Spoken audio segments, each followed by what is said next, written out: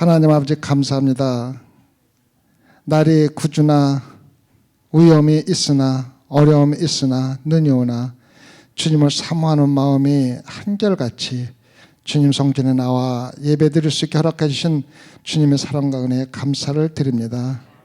무엇보다도 이렇게 미끄러운 가운데도 안전하게 성전에 도착하여 주님께 예배하고 마음에 하나님께서 미리 알려주신 계시록을 통해서 앞으로 우리의 삶과 또 앞으로 이 세상에 어떻게 하나님께서 우리를 구원하시는가를 자세히 보여주신 것을 깨달아 알게 하여 주시옵소서.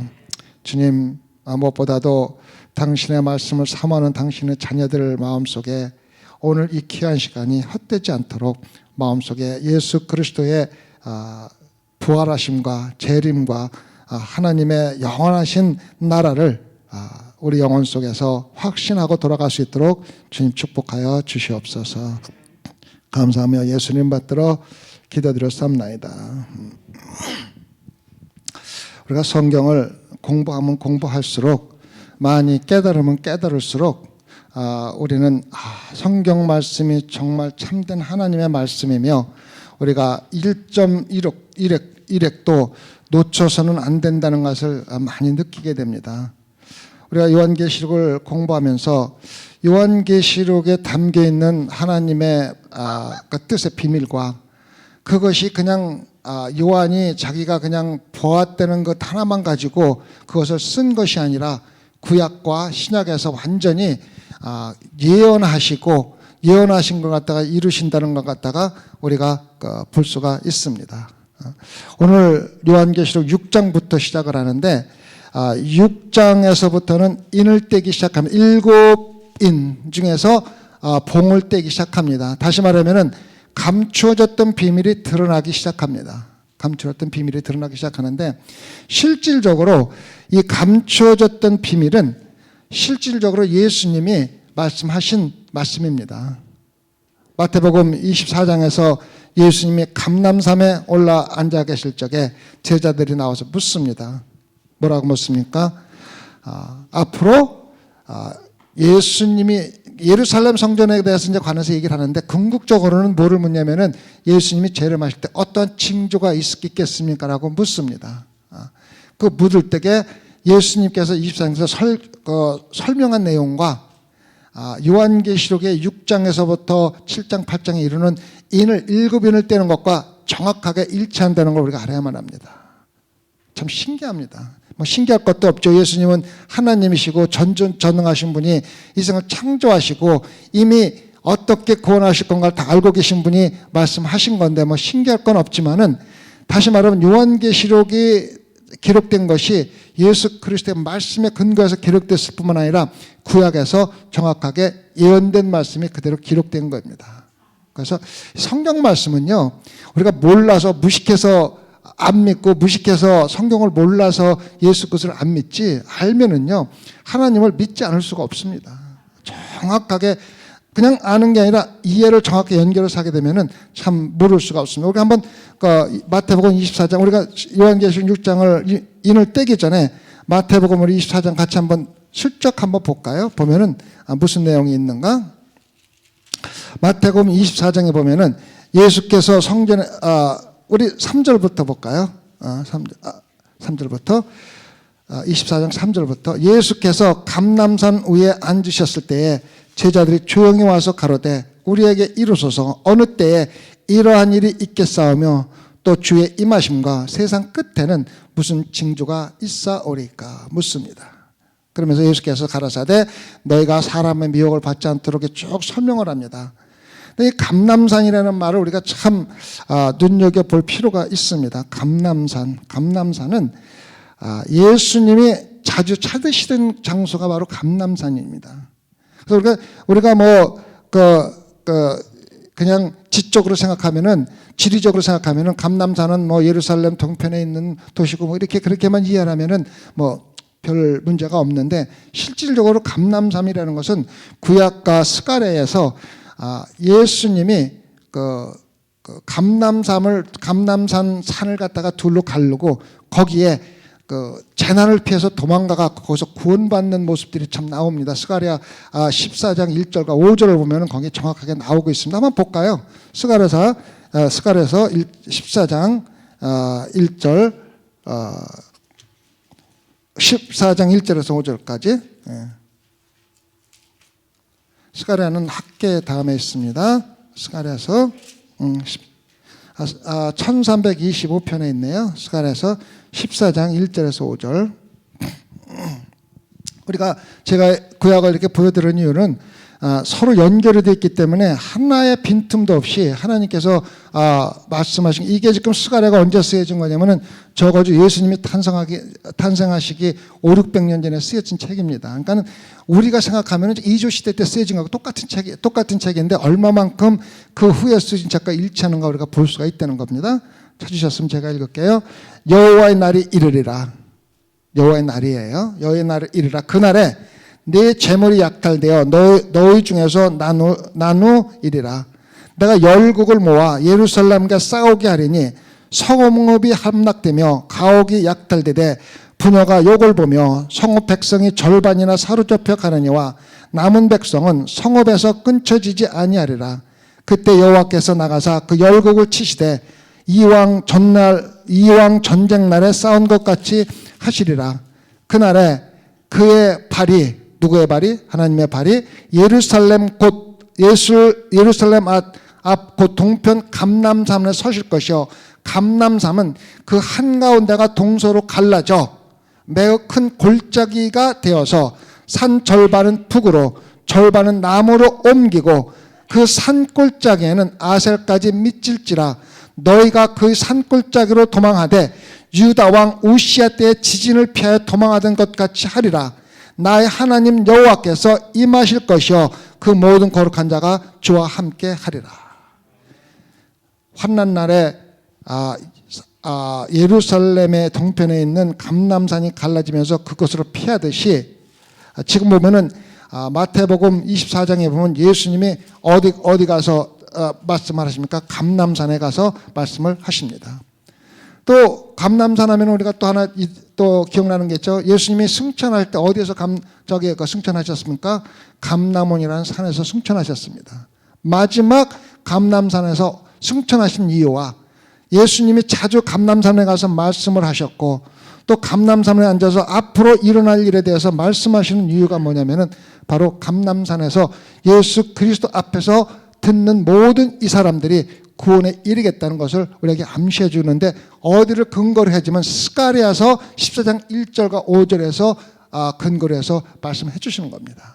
그래서 감람산은 우리가 그냥 동편 예루살렘 동편에는 산이다 이거를 떠나서 예수 그리스도가 즉 하나님께서 산을 갈라서 쪼개놓고 거기에다가 사람을 환난을 피해서 들어오게 하고서 그 사람을 구원해 두셨듯이 예수님께서 감람산에 설교하실 적에 그 앞에 모인 자들은 구원을 받는 것이고 예수 그리스도가 승천하실 때 거기에 있던 제자들과 그 말을 듣고 예수 그리스도를 믿는 자는 구원받을 것이라는 것을 우리에게 알려주고 있는 것입니다.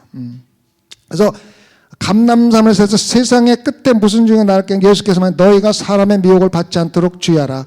많은 사람이 내 이름을 와서 이르되 나는 그리스도여 많은 사람을 미혹케 하리라. 이것이 뭐냐면은 첫 번째 인을 떼는 것과 똑같은 내용입니다. 첫 번째 인을 뗄 때 그것을 이용하면은 사람들이 미혹하고 거짓으로 평화를 이룬 거 그런 것이 정확히 제가 설명을 드리겠습니다. 그 다음에 보면은 뭡니까? 난리와 난리 소문을 듣겠으나 너는 삼가 두려워 말라. 이런 일이 있어야 돼. 끝은 아직 아니니라. 이것이 바로 뭐냐면 두 번째 인을 뗄 적에 일어나는 정확하게 똑같은 내용입니다.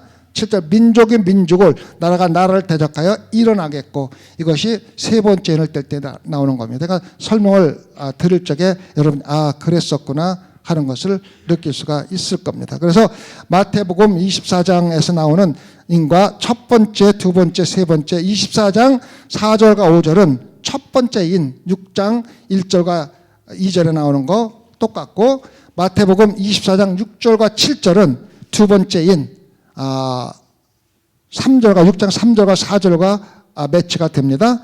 마태복음 24장 7절은 세 번째인 6장 5절과 6절을 말합니다. 기근이 나옵니다. 마태복음 24장 7절 후반부는 네 번째 인과 마치가 되고, 마태복음 24장 9절은 다섯 번째 인 6장 9절에서 11절까지가 나옵니다. 그리고 마태복음 24장 29절은 여섯 번째인 7장 12절과 17절에 나옵니다. 마지막으로 마태복음 24장 37절은 일곱 번째인, 다시 말하면은 요한계시록 8장 1절과 매치가 되는 것을 우리가 볼 수가 있습니다. 그래서 예수님이 이미 요한계시록에 일곱 개 인에 숨겨져 있는 비밀을 사도들에게 감람원, 다시 구원을 받는 장소에서 이미 제자들에게 설명을 했고, 그것이 어디에 나오냐면 감람산에 대한 이야기가 바로 스가랴서와 또 에스겔서 38장과 39장을 보면은 거기에 정확하게 나옵니다. 거기에 보면은 마지막 예수 그리스도의 천년 왕국이 끝나고 나서 곡과 마곡이라는 전쟁에 대한 이야기까지 나옵니다. 그래서 곡과 마곡, 아메게돈 전쟁들에 관한 얘기가 에스겔서 38장과 39장에 나오고 요한계시록 20장에 또 똑같이 나옵니다. 그래서 에스겔서 38장과 39장을 읽어보면은 그 곡과 마곡이 이스라엘을 치기 위해서 오는 나라들의 방향들이 다 정해져 있습니다. 그거를 갖다 근거로 해서 지금 존재하는 나라를 찾아보면은 7개 나라들이 정확하게 나올 수가 있습니다. 물론 정확하다 그러면 모순이 있겠지만은 그 방향과 오는 쪽과 그 특성을 가만히 찾아보면은 지금 존재하는 나라들과, 다시 말하면 러시아라든가 이란이라든가 아니면 그러한 나라들과 굉장히 같이 일치하는 것을 우리가 많이 볼 수가 있습니다. 그래서 그 일곱 인과 예수 그리스도가 감람산에 올라가서 구원받은 자들에게 가르쳐주는, 제자들에게 가르쳐주는 마지막 징조와 똑같이 일치하는 걸 볼 적에 예수 그리스도가 이미 하나님의 아들이심을 증명해주고 있다는 것을 볼 수가 있습니다. 그리고 7개 인을 뗄 적에 하나하나 인을 뗄 적마다 그 강도가 세워집니다. 굉장히 강도가 세워지는 걸 볼 수가 있습니다. 첫 번째 인과 또 두 번째는 더 세지고, 세 번째는 더 커지고, 마지막 인들을 뗄 적에는 정말로 비참한 그 세상의 말세와 똑같은 재앙이 나옵니다. 그래서 7인을 뗄 적에는 세상 백성들이 4분의 1이 재앙을 입고, 그것에 이어서 7 나팔을 재앙이 올 적에는 3분의 1이 죽고, 마지막으로 7 대접이 나올 적에는 세가가 완전히 멸망하고 그 다음에 새나라와 새 땅에 일어나는 걸 볼 수가 있습니다. 그래서 실질적으로 7 인은 7째 인을 뗄 적에 뭐하고 연결되느냐 하면은 7 나팔하고 연결이 됩니다. 그래서 7번째 인이 떼어질 적에는 7 천사가 7 나팔을 가지고 돌아옵니다. 그리고 7 나팔이 어디로 연결되냐면 7 대접으로 연결이 됩니다. 그래서 7 인과 7 나팔이 연결되고 7 대접이 연결되면서 그 재앙의 강도가 높아, 마치 해산하는 여인이 해산 날짜가 가까워지면은 그 고통이 오는 그 강도가 세지듯이 그 인을 뗄 적마다 그 하나님의 심판의 강도가 커진다는 걸 우리가 여기서 볼 수가 있습니다. 그래서 마지막 7 대접이 끝나고 나면은 전체가 멸망해버리는, 점차적으로 강해지는 강도를 우리가 볼 수가 있습니다.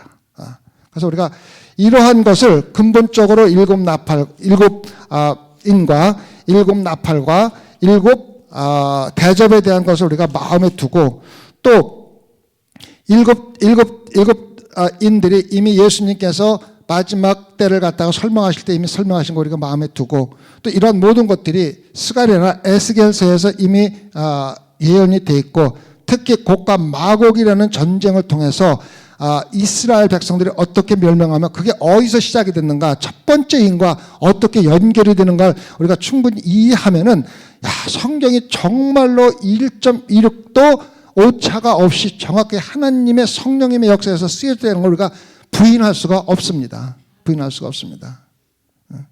제가 요한계시록을 연구하면서 실질적으로 성경은 아니지만은 가장 오래된 성경적인 그 문서를 발견한 걸 갖다가 제가 한번 읽어봤습니다. 그것이 이제 그 영어로 해석되었고 더 티칭이라는 제목으로 나왔는데, 거기가 그게 쓰여진 연대가 예수님이 돌아가시고 다시 말해 요한계시록이 쓰여지고 얼마 있지 않아서 그것이 쓰여졌다고 학자들이 그렇게 얘기를 합니다. 그러니까 2000년 전에 가장 오래된 성경적인 성경이 아니면서 성경에 관련된 것을 설명해 주는 서류가 나오는데, 거기에 정확하게 그 심판에 대한 그 글이 들어가 있습니다. 그걸 제가 읽어봤는데 요한계시록에 인을 떼는 것과 거의 비슷합니다. 그래서 성경에 이거 쓰여져 있는 것들은 성경과 구약과 신약이 확인해 줄 뿐만 아니라 세상적인 문서들이 예수님의 돌아가심이라든가 이러한 그 일곱 심판이라든가 재앙 같은 것들을 갖다가 그것이 실질적으로 있었던 일이고 있을 것이라는 것 갖다가 확인해 주는 문서들이 많이 있습니다. 그래서 제가 말씀드린 게, 성경을 공부하면 할수록 또 성경을 많이 알면 알수록 거기에 연결되는 문서들을 알면 알수록 하나님을 떠날 수가 없는, 그게 바로 진리며 바로 우리가 배워야 할 성경을 공부하는 이유입니다. 그래서 요한계시록을 읽지 않고 요한계시록을 피하고 나서 올바로 신앙생활을 한다는 것은 사실 모순이 참 많습니다. 왜? 요한계시록에 정확하게 앞으로 무엇이 일어날 건가 갖다가 얘기해주고 있는데, 그걸 갖다가 모르고서 신앙생활을 한다는 게 얼마나 어리석은가. 지금 우리 고통이 견딜 수가 없는 겁니다. 자, 예를 들면은 이사야가 예수 그리스도의 탄생을 예언했습니다. 이사야서가 쓰여진 때는 예수님이 탄생하기 700~800년 전입니다. 그러니까 700~800년 전에, 예수님이 탄생하기 전에 쓰여진 이사야가 쓰였을 때 그거를 읽는 사람이 동정녀 마리아한테 동정녀가 무슨 아기를 낳고 뭐 그런 설명한 거를 이해하지 못하고, 근데 그 당시에 이해했던 사람들은 예수님이 탄생했을 적에 그거를 딱 보는 순간에 이게 그때 예언된 것이 정확하게 이루어지기 때문에 깨닫는 거예요. 그래서 요한계시록도 마찬가지예요. 이것이 앞으로 일어날 것을 설명해 주고 있기 때문에 우리가 지금은 이사야서가 예수님이 탄생할 때 그 있던 사람들이 이사야서를 보고 이사야가 몇백 년 전에 이미 예언한 것이 지금 일어나고 있다는 걸 알듯이, 나중에 환난과 이러한 인을 뗀 모든 것들이 일어날 때 사는 사람은 정확하게 요한계시록이 정말로 그때 예언이 맞는 거라고는 갖다가 느낀다는 거예요. 그걸 우리가 볼 수 있도록 우리에게 열어주는 게 뭐냐면 믿는 자들에게 주는 특권이며 축복입니다. 자, 봅시다. 내가 봄에 어린 양이 7인 중에 하나를 떼시는 그때 내가 들으니 내 생물 중에 하나가 우레소리같이 말하되 오라 하기로, 내가 이에 보니 흰말이 있는데 그 탄 자가 활을 가졌고 면류관을 받고 나가서 이기고 또 이기려고 하더라. 첫 번째 인이 6장 1절과 2절에 나옵니다. 내가 봄에 지난번에 설명을 드렸죠. 그냥 보는 게 아니라 보고 정확하게 기억하고 기록할 준비를 하고 자세히 본다는 뜻입니다. 어린 양이 7인 중에 하나를 떼신, 첫째 인을 떼는 거예요. 첫째 인을 떼는데 그것이 지금 떼면서 처음 와서 보라고 얘기를 합니다. 이건 뭐냐면은 이것은 앞으로 공개될 것이고 모든 사람들이 다 보고 깨달을 때가 있다는 걸 우리가 알려주고 있습니다. 내가 이에 보니 흰말이 있는데, 자, 흰말이 있다고 되어 있습니다. 우선 6장에 보면은 그 말에 대한 말이 나옵니다. 말. 빨간 말을 타고 흑말을 타고 황색말을 타고 뭐 이거 말을 타고 오는데, 그 말이 말탄 자가 무엇을 의미하는지가 조금 알아야 되는데, 말탄 자는 하나님께서 보낸 천사로서 말을 타고 세상에 돌아가는 모든 것을 보고 거기에 따라서 행동을 하는 분이 바로 말을 탄 자라고 얘기를 하고 있습니다. 자, 스가랴서 1장 7절과 12절에 보면 나옵니다. 스가랴서 7장 1장 7절과 12절에 보면은 한번 같이 볼까요? 시간은 좀 걸리더라도 서둘러 건 없으니까 한번 봅시다. 스가랴서 1장 구약 아까 봤죠? 1장 7절에서 12절입니다. 자, 구약 1313편인가요? 그때쯤 되죠? 제가 읽을게요. 다리오왕 2년 11월 곧 스밧월 24일에 id도의 손자 베레게아의 아들 선지자 스가랴에게 여호와의 말씀이 임하여 이르시되 내가 밤에 보니 사람이 홍마를 타고 골짜기 속 화석류 나무 사이에 섰고 그 뒤에는 홍마와 자마와 백마가 있기로 내가 가르되 내 주여 이들이 무엇이니까 내게 말하는 천사가 내가 이르되 이들이 무엇인지 내가 내게 보리라 하며 말탄 자들이 누구인지를 보여주는 거예요. 화석류 나무 사이에 선 자가 대답하여 가로되 이는 여호와께서 땅에 두루다니라고 보내신 누구예요? 보내진 자들이라. 하나님께서 땅을 두루다니면서 하나님께 보고를 하고 하나님께서 말씀하신 대로 행하는 사람들이 바로 두루다니며 본 땅에 나온 거예요. 그래서 12절까지는 여호와의 사자가 응하여 가로되 만군의 여호와여 여호와께서 언제까지 예루살렘과 유다 성읍들을 긍휼히 여기지 아니하시라니까 이를 노하신 지 70년이 되었나이다 하며 그래서 말탄 자들이 세상을 돌아다니면서 살펴보고 하나님께 알려주고 하나님께 모든 것을 가르치는 데 하는 바로 하나님의 택한 자들이라고 해서 이것 때문에 다시 말하면 천사들이라고 보면 좋을 겁니다. 그러니까 그렇지 않으면 여러분들의 설명할 방법이 없습니다. 하나님이 쓰시는 자인데 말을 타고 다니면서 세상의 것을 알려주는 또 보고하고 검사하는 그러한 역할을 하는 사람들입니다. 그래서 말을 탄 자들이 있는데 첫 번째 말은 흰말이 나옵니다. 흰말. 자, 흰말이 뭡니까? 흰말을 누가 탑니까? 예수 그리스도가 흰말을 탑니다. 어디에 나옵니까? 요한계시록 19장에 나옵니다.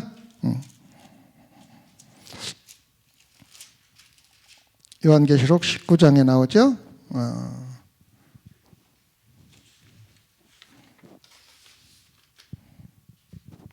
몇 절입니까? 11절이 나오죠. 자, 또 내가 하늘에 열린 것을 보니 보라 백마와 탄자가 있으니 그 이름은 충신과 진실이라. 예수 그리스도죠. 그가 공의로 심판하여 싸우더라. 그 눈이 불꽃 같고 그 머리에 많은 멸류관이 있고 또 이름 쓴 것이 하나가 있으니 자기밖에 아는 자가 없고 그가 피 뿌린 옷을 입었는데 그 이름은 하나님의 말씀이라 칭하더라. 지금 19장 11절과 12절에 하얀 말 탄 자를 갖다가 예수 그리스도라고 것이라고 정확하게 되어 있는데 6절에 보면은 똑같이 하얀 말을 타고 예수 그리스도와 똑같은 모습으로 나옵니다. 근데 이게 예수 그리스도입니까? 아니에요. 예수 그리스도를 똑같이 모방하는 거짓 선지자나 거짓 평화자입니다. 그걸 제가 말씀드릴게요. 탄자가 뭐를 가졌다 그랬어요? 활을 가졌다 그랬어요. 활. 19장에는 예수님 뭘 가지고 있어요? 검을 가지고 있어요. 활과 검은 전혀 다른 겁니다. 검은 우리 골수를 쪼개서 우리를 올바르게 하는 것이 검이지만 활은 어디에 나오냐면 활은 나중에 그 곡과 마곡이 이스라엘 침공할 때 활을 가지고 나오다가 하나님이 그 활을 다 떨어뜨립니다. 그래서 활은 곡과 마곡들이 이스라엘 침공할 때 쓰는 무기인데 여기 보면 활은 가지고 있는데 뭐는 없습니까? 화살은 없습니다. 그 다음에 예수님이 멸류관을 쓴 것 같이 이 사람도 뭐를 썼다고 그랬어요? 멸류관을 받았다고 그랬어요. 우리가 한국말로 보면 멸류관 하면은 똑같은 멸류관이지만은 실질적으로 원본에서 이게 전혀 다른 멸류관입니다. 예수님이 쓰신 멸류관은 영생의 멸류관입니다. 아무도 빼앗아 가거나 건드릴 수 없는 영원히 썩거나 변하지 않는 멸류관, 영생의 멸류관을 갖다가 원본의 멸류관의 19장에 나오는 멸류관으로 얘기를 합니다. 여기서 이야기하는 멸류관은 고대 이집트나 고대 그리스나 로마에서 운동 경기에서 이긴 사람에게 상급으로 멸류관을 씌워줍니다. 그거는 때가 지나면은 말로 비틀어지고 또 썩어 없어지고 그런 세상적인 승리와 세상적인 것을 이길 때 주는 멸류관을 여기서 말하는 멸류관이라 그런 거예요. 예수님을 철저하게 흉내내고 있는데 예수님 거와 이것과 전혀 질이 다른 겁니다. 아시겠죠? 그 다음에 나가서 이기고 또 이기라고 하더라. 그래서 예수 그리스도는 승리를 해서 우리에게 영생을 허락해 주셨는데 이 하얀 말 탄 자는 나가서 이기고 또 이기고 또 이기더라. 이 말은 뭐냐면 경기나 전쟁터에 나가서 이기고 면류관을 받고 또 거기 썩 없어지면 또 나가서 이기고 또 면류관을 받는 거예요. 그래서 이것은 정확하게 마태복음 24장 몇 절에서 얘기를 했지 아까? 그거하고 똑같이 뭐를 얘기하냐면은 거짓 선지자와 거짓 평화자를 얘기하는 겁니다. 지금 보면은 그 평화는 두 가지가 있습니다. 일시적인 평화가 있고 영원한 평화가 있습니다. 예수 그리스도가 주는 평화는, 예수 그리스도가 주는 화평은, 예수 그리스도를 통해서 하나님이 우리에게 주는 평화는 영원한 평화입니다. 아무도 깨뜨리거나 버릴 수가 없는 평화입니다.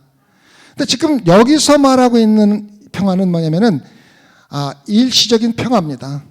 일시적인 평화. 예를 들어서 지금 가장 큰 문제가 세계에서 그 화약고가 어디입니까? 중동 있잖아요. 이스라엘과 주변 국가들이에요. 주변 국가들. 그래서 나중에 에스겔서에서 나오는 곡과 마곡 전쟁과 또 계시록 20장에 나오는 마지막 거기도 곡과 마곡의 전쟁이라고 정확하게 나옵니다. 그런 전쟁이 어디로 모여듭니까? 이스라엘로 모여듭니다. 그러니까 이스라엘이 그 전쟁으로 인해서 전쟁이 일어날 것이라고 예언을 하고 있는데 그 전에 무엇이 있겠다고 지금 예언하고 있는 겁니까? 일시적인 평화가 있겠다는 거예요. 다시 말하면은 이스라엘과 중동 국가, 모슬렘 국가들 간에 평화 협정이 이루어진다는 겁니다. 또 세계적으로 평화를 위한 많은 사람들이 나와서 노벨 평화상도 받고 또 세계 평화를 위해서 그 거짓적으로 예수 그리스도를 모방해서 나오는 게 참 많습니다. 그래서 지금 각 그 종교인들이 그리스도인들, 캐톨릭들, 또 불교, 모슬람들이 다 그 하나의 그 모임을 가지고서 세계 평화를 위해서는 우리 종교인들이 싸워야 된다. 그래서 종교인들이 화평하면은 세계 평화를 이룰 수 있다 갖고 모여가지고 정절 회의도 하고 평화를 위해서 지금 노력을 하고 있습니다. 근데 거기서 장애가 되는 게 뭐냐면 예수 그리스도입니다. 뭡니까? 예수 그리스도 외에 구원의 방법이 없다고 지금 성경에 나와 있잖아요. 그러니까 사람들이 이야기하는 거예요. 야, 그리스도인들, 그리스도 대표인들, 캐톨릭들, 너희들 때문에 세계 평화가 안 된다. 니네들이 주장하는 게 뭐냐? 예수 그리스도만 구원받는다니까. 그럼 다른 정파는 뭐야? 너희들하고 화평할 수 없다는 거 아니야. 그러니까 그거를 양보해라. 그러니까 예수 그리스도 외에 다른 방법으로도 구원을 받을 수 있다고 인정해주면은 세계적인 평화가 있을 거야. 그래서 그러한 움직임이 굉장히 적극적으로 이루어지고 있고, 그런 운동을 하는 사람이 노벨 평화상을 받고 노벨 상을 많이 받고 이기고 또 이겨서 일시적인 면류관을 받는 거예요. 얼마 전에 트럼프가 발표를 했어요. 무슨 뭐를 발표했냐면 이스라엘하고 주변에 있는 중동 국가들하고 영원한 외교 단절이 돼 있었는데 외교를 다시 시작을 했어요. 그래서 몇몇 나라와 대사관을 세우고 다시 외교 관계를 하겠다는 그런 언약을 맺고 평화를 하자고 이야기를 합니다. 그럼 그 결과가 뭔지 알아요? 이스라엘 사람들이 그런 평화가 이루어지는 모습을 보면서 첫 번째 하느님은, 야, 우리가 왜 가서 젊은 나이에 3년 동안 가서 고생을 해서 군대가 있어야 돼? 왜 우리가 여자들이 2년씩이나 가서 군대 가서 고생을 해야 돼? 이런 불평이 나오기 시작하는 거예요. 그런 불평이 나오면 뭡니까? 그러면은 이스라엘의 국방이 허술해질 수밖에 없는 거예요. 그거는. 그러니까 일시적인 화평과 일시적 평화가 이루어지는데 누구에서 이루어지냐면 예수 그리스도하고 똑같은 모습으로 나와가지고 평화를 갖다가 구축하는데, 실질적으로 그 평화는 일시적인 면류관을 받는 평화고 이기고 또 이기지만은 결국은 깨지고 깨지는 평화인데, 그것이 누구를 모방하냐면 하얀 말을 타고 온 예수 그리스도를 모방하는 자, 그렇게 한다는 거예요. 그게 바로 마태복음 24장 몇 절에 나옵니까? 4절과 4절에 나옵니다. 자, 뭐라 그랬어요? 예수께서 대답하되 너희가 사람의 미혹을 받지 않도록 주의하라. 많은 사람이 내 이름으로 와서 이르되 나는 그리스도하여 많은 사람을 미혹해 하리라. 사람들을 미혹하는 거예요. 그리스도인들 들어보니까 그럴듯하거든. 예수 그리스도만 구원이 있다고 그것만 부정하면 세계 평화가 생긴다는데 왜 그리스도를 이렇게 고집 부리고 있어? 그러니까 많은 그리스도인들이 그렇다니까 야 그래도 세계에서 전쟁하고 싸우는 것보다는 그냥 화평하게 사는 게 좋으니까 우리 그거 뭐 그 대단한 것도 아니니까 양보하자 이렇게 나가는 거예요. 그게 뭐냐면은 소위 말하는 많은 사람을 미혹해 하고 예수 그리스도 미혹을 받고 거짓 선지자 나와서 이야기하는 거 똑같은 모습이에요. 첫 번째 인과 마태복음 24장에 나오는 말씀과 똑같은 말씀이에요. 여러분들 신앙생활 하면서 이거 정말 좀 조심해야 돼요. 거짓 선지자. 요즘에 교회들 수만 개, 수천 개 다 있는데 그 중에서 몇 개가 정말로 예수 그리스도의 복음과 진리만을 추구하는 교회가 있는가 여러분들이 한번 판정해 보세요. 제가 알기로는 실질적으로 예수 그리스도의 참된 진리와 복음과 구원을 추구하는 교회보다는 세상적인 것과 세상적인 축복과 지금 말하는 거짓적으로 미혹하는 것에 관련된 교회들이 더 많다는 걸 여러분 인정하셔야 됩니다. 이거는 제 말씀이 아니에요. 통계가 나와 있는 거예요. 뭐 아무 교회나 다니면 구원받지요. 뭐 아무 데 가서 하면 됐죠. 다 거짓 선지자가 미혹하는 말이에요. 정신 똑바르고 신앙생활 안 하면요 전부 지옥 따라가요. 천국 갈 줄 아는데 깨어보니까 지옥이에요. 지옥. 그게 예수님도 말씀하셨고 첫 번째 인이 말하는 겁니다. 첫 번째 미혹하는 자, 거짓 선지자. 예수 그래 똑같아. 하얀 말 타고 와. 또 그 다음에 활도 가지고 있어. 또 면류관도 썼어. 또 전쟁하는 것보다 이겨. 노벨 평화상도 받고 막 승리가 전쟁에. 근데 그것이 바로 일시적인 미혹과 유혹이라는 거예요. 거기 넘어가지 말라는 거예요. 세계 평화는요 이룰 사람은 예수 그리스도밖에 없습니다. 아무리 세상에서 지금까지 역사상에서 그 평화 협정을 맺은 게 수천 개 수만 개 되는데 가장 오래 간 게 2년이라 그래요. 그 지금 다 평화협정이 깨지는 거예요. 인간들이 하는 평화협정은 언젠간 깨지게 되고 그건 다 미혹하는 선지자에 불과하고 특히 예수 그리스도만을 통해서 구원받는다는 것을 포기하는 것들은 완전한 예수 그리스도의 하얀 말을 타고 와서 면류관을 쓰고 와서 여러분을 미혹하는 미혹밖에 안 돼요. 그럴듯해요. 왜 우리에게 이러한 인을 미리 떼주는 거냐면은 정신 똑바로 차고 신앙생활 하라는 거예요. 거짓 선지자한테 넘어가지 마세요. 문제는 뭐냐면 거짓 선지자의 문제는 뭐냐면은 거짓 선지자라고 나타나질 않는 거예요. 하얀 말 타고 오잖아요. 또 뭘 갖고 면류관을 쓰고 오잖아요. 또 활 가지고 오잖아요. 또 가는 곳마다 승리하잖아요. 딱 보면 뭐예요? 예수 그리스도야. 그런데 실질적으로는 구원이 없는 예수 그리스도가 되는 거예요. 그래서 우리에게 예수님도 감람산으로 말씀하셨지만은 요한계시를 통해서 우리에게 보여주는 게 바로 이겁니다. 그 다음에 두 번째 인을 뗍니다. 그래서 첫 번째 인은 마태복음 24장 5절과 6절과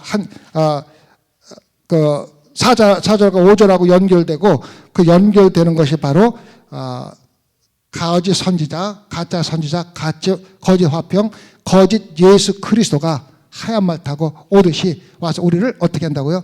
미혹한다는 겁니다. 여러분 미혹에 넘어가지 않도록 절대로 조심을 해야 합니다. 3절과 4절 보면 둘째 인이 나옵니다. 시간이 벌써 40분 지났는데 한 개만 더 할게요. 둘째 인을 떼시되 내가 들으니 둘째 생물이 말하되 오라 하니 이에 붉은 다른 말이 나오더라. 그 탐자가 허락을 받아 땅에서 화평을 제하여 버리며 서로 죽이게 하고 또 큰 칼을 받았더라. 자, 누가 나와요? 붉은 말이 나옵니다. 붉은 말.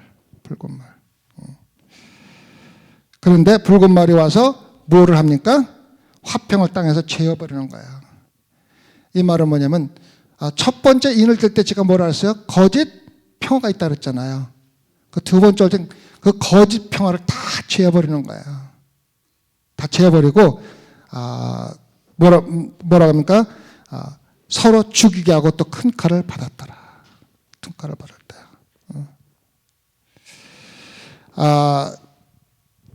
아마게돈 전쟁 전에 일시적인 평화, 세계 일시적인 평화가 반드시 옵니다. 이스라엘과 주변 독립, 지금은 서로 보지도 않고서 만나면 죽이고 싶은 사람들과 일시적인 화평이 반드시 있습니다. 이거는 요한계시록에 보여주는 겁니다.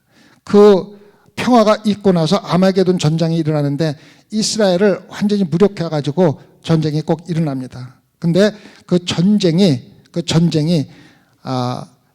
나중에 곡과 마곡과 전쟁이 일어나서 새하늘과 새 땅으로 이루어지는 역할을 하게 됩니다. 두 번째 인에서는 그 전쟁을 이야기해주고 있습니다. 전쟁. 뭐라고 그러니까 서로 죽이게 하고 또 큰 칼을 받았더라.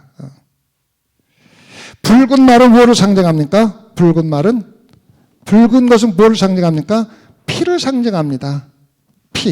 피를 상징한다는 건 뭐냐면 서로 죽이고 죽이게 되는 거예요. 전쟁을 이야기하는 거예요. 거짓 화평을 정했고 그 지구상에서 거짓 선지자를 했던 모든 거짓 평화는 완전히 거짓이고 가짜라는 것이 완전히 백일하에 드러나는 것이 바로 두 번째 인을 뜰 때 일어나게 됩니다. 마태복음 24장 6절과 7절을 한번 보실까요? 같이 두 번째 인.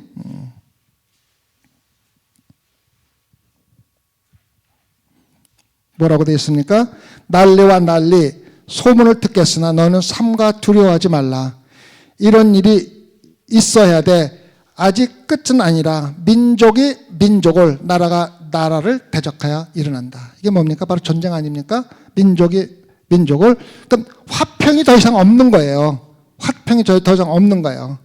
아시겠죠?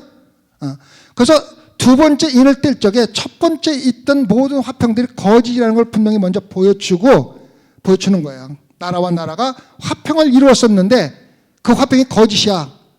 그래서 어떻게 서로 싸우는 거예요. 그리고 죽이는 거예요, 서로. 그래서 빨간 말은 피를 상징하며 전쟁으로서 죽이는 것을 이야기하고 있습니다. 다니엘서 8장 24절에 보면은 이렇게 나옵니다. 그 권세가 강할 것이나 자기의 힘으로 말미암은 것이 아니며 그가 장차 비상하게 파괴를 행하고 좌우를 행하며 형통하며 강한 자들과 거룩한 백성을 멸하리라. 완전히 전쟁과 전쟁이 일어나고 있는 것입니다. 적그리스도가 만들어 놓은 황폐 혐오가 크게 분쟁할 것이라는 평화로스러웠던 것 같았는데 이스라엘과 주변 이슬람 국가들이 이루고 있던 평화가 참된 평화인 줄 알았는데 그것이 이스라엘을 침공하기 위한 하나의 계략이었으며 거짓 평화였다는 것이 바로 두 번째 인을 뜰 적에 정확하게 드러난다는 거예요. 거기에 넘어가지 말라는 거예요. 아시겠죠? 마태복음 24장 15절과 16절을 한번 볼까요? 마태복음 24장 15절과 16절. 그러면 너희가 선지자 다니엘의 말한 바 멸망에 가증한 것이 거룩한 곳에 선 것을 보거든 읽는 자는 깨달을진저 그때 유대에 있는 자들은 산으로 도망할지니라. 전쟁이 일어나고 민족과 민족이 나라와 나라가 싸울 때 피할 곳은 어디냐면은 하나님께서 마련하신 곳을 산으로 도망가는 겁니다. 감람산으로 도망가는 거예요. 감람산은 뭐라 그랬어 아까? 하나님께서 두 가로 갈라놔가지고 이스라엘이 멸망할 때 그걸 피하라고 그랬잖아요. 그 말은 뭐냐면은 너희들이 환난과 핍박을 당하고 나라가 싸우기 시작하고 전쟁이 일어날 때 피할 곳은 예수 그리스도밖에 없다는 거예요. 아무리 핵전쟁이 일어난다고 해서 땅굴 파고 숨어봐야 다 소용없다는 거예요. 누구한테 가라는 거예요? 예수 그리스도한테 가는 거예요. 여러분들 세상 것 가지고 세상적인 방법으로 전쟁을 피하고 기근을 피하고 세상 것적인 방법으로 살아남으려고 하는 것은 일시적으로는 가능할지 모르지만은 그것은 언젠가는 완전히 멸망할 수밖에 없다는 거예요. 그것을 보여주기 위해서 각 인을 뜰 때마다 그 심판의 강도가 넘치나는 거예요. 그래서 마지막 7 대접을 뜰 적에는 전세가 멸망하는 거예요. 그리고 뭐가 나오는 거예요? 새하늘과 새 땅이 나오는 거예요. 그래서 여러분들이 세상적으로 아무리 땅을 파고 땅굴 쏘고 들어가고 핵전쟁을 막고 해봐야 일시적인 화평밖에 되지 않고 일시적인 피함밖에 되지 않으니까 영원하신 우리 예수 그리스도에게 나와서 그분으로 인하여 화평을 얻고 그분으로 인해서 구원을 받으라는 거예요. 저는 요즘에 많은 생각을 합니다. 내가 저녁에 잠자러 들어가가지고 아침에 일어나지 못할 수가 있다는 걸 항상 생각을 합니다. 저는 그렇게 죽은 사람들을 많이 봤어요. 근데 저도 잠을 자다 보면 어떤 때 머리가 아플 때가 참 많아요. 머리가 아파서 잠에 자다가 깨고 나면 머리가 아파서 이제 한참 동안 잠 못 자고 그럴 때가 있는데, 그 아침에 일어나고 생각할 적에, 내가 잠자고 있는 동안에 이렇게 머리가 아픈 것들 보면은, 우리가 잠자는 동안에, 죽을 수도 있겠구나. 죽을 수 있는 게 아니라 그게 어쩌면은 누구에게나 일어날 수 있겠던가 같은 생각을 많이 합니다. 그래서 잠자기 전에 그런 생각을 많이 해요. 내가 오늘 저녁에, 정말로 죽는다면은, 나에게 어떠한 일이 일어날까? 또 우리 가족들에게 어떠한 일이 일어날까? 생각을 해봅니다. 근데 그래도 편안하게 잠잘 수 있는 것은 내 마음속에 내가 오늘 죽는다 하더라도 예수 그리스도가 나를 예수 그리스도 품에 안아주겠지 하는 그 소망 가지고 두려움이 없어지는 거예요. 우리는 하고 하는, 여러분들이 두려움 없이 살아가는 것 같지만은 하나하나가 다 두려움이에요. 여러분들 운전할 적에도 장거리 운전할 적 우리 오셨던 분들 가는데 그분들 가실 적에 여러분 걱정하죠, 그죠? 기도도 하고 안전하게 갔으면 좋겠다는 생각. 그래서 우리가 행동하는 하나하나가 다 위험이에요. 그런 가운데서 세상에 주는 화평, 세상에 주는 거짓 평화가 아니라 참된 화평과 평화를 받는 방법은요, 예수 그리스도에게 여러분에게 맡기는 거예요. 근데 예수 그리스도에 맡기는데 일부만 맡기지 말라는 거예요. 대부분은 그냥 위로받을 만큼만 맡겨요. 근데 위로받은 만큼만 맡기는 것은 실질적으로 위로밖에 못 받아요. 그러나 온전히 맡기면 그 가운데 주는 평강과 일부를 맡길 때 주는 평강과는 전혀 다른 겁니다.